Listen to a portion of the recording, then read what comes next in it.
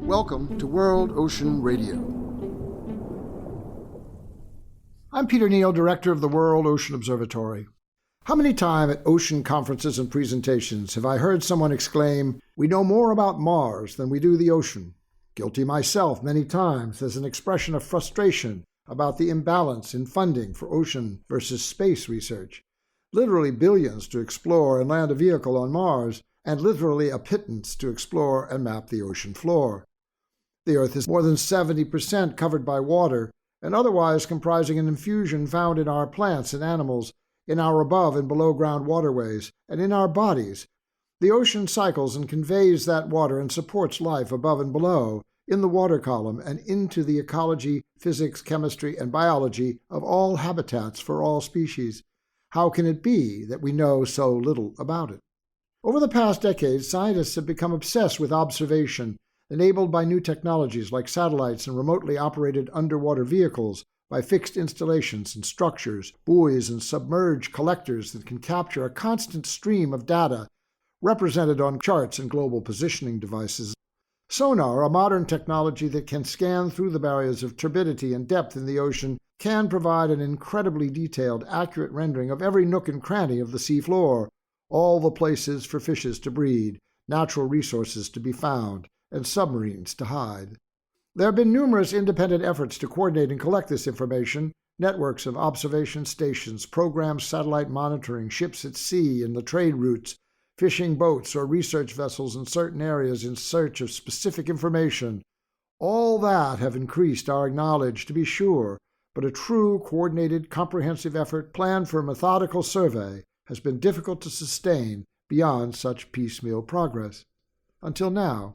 Financed by major support by the Nippon Foundation, a Japanese ocean research philanthropy, the General Bathymetric Chart of the Oceans, called GEBCO, a project based in Monaco, has resolved to complete the full mapping of the world ocean by 2030 by coordinating all existing information, commissioning specific surveys of unexplored areas, and engaging public and private institutions and interests to combine existing data with related scientific expeditions, shipping itineraries, satellite-controlled unmanned vessels, fishing fleets, and underwater drones and robots to record every hidden corner of the sea. There is always the question, why? Why do we pursue any knowledge, really? The world seemingly understood well enough? Progress risky and the resultant change uncertain? Oddly, these questions are being asked more often these days, an emerging, disconcerting distrust and dismissal of science that is finding its way into public media, education, and politics. The threat to defund science goes against what I would argue is the essential measure of human progress, as over time we have inquired and investigated, theorized and experimented to discover answers to questions about how the world works that have advanced our well-being time and time again, with no reason to doubt that such beneficial advancement will continue into the future, unless we stop asking the questions, and by so doing not caring to improve our lives and the lives of others, denying human curiosity and the civilizing value of inquiry.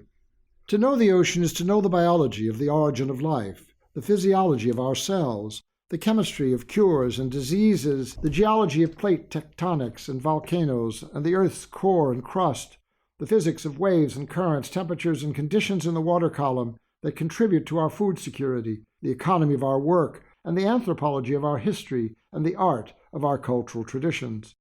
To abandon science and to not know these things is a contradiction of what it means to be educated and engaged for the betterment of all human life. So I say, sound away, scientists and researchers. We need that knowledge, here on Earth, even before such need on Mars. We need your data, analyses, conclusions, and suggestions about what and how to know more. If we don't know or don't care about the ocean, we are lost. Science is a method and a map to tell us exactly where we are, at least for now, until we know that it's time to ask ourselves again. To navigate successfully, it is always best to have clear soundings. We will discuss these issues and more in future editions of World Ocean Radio. World Ocean Radio is distributed by the Public Radio Exchange and the Pacifica Network for use by college and community radio stations worldwide. Find us wherever you listen to your favorite podcasts and at worldoceanobservatory.org.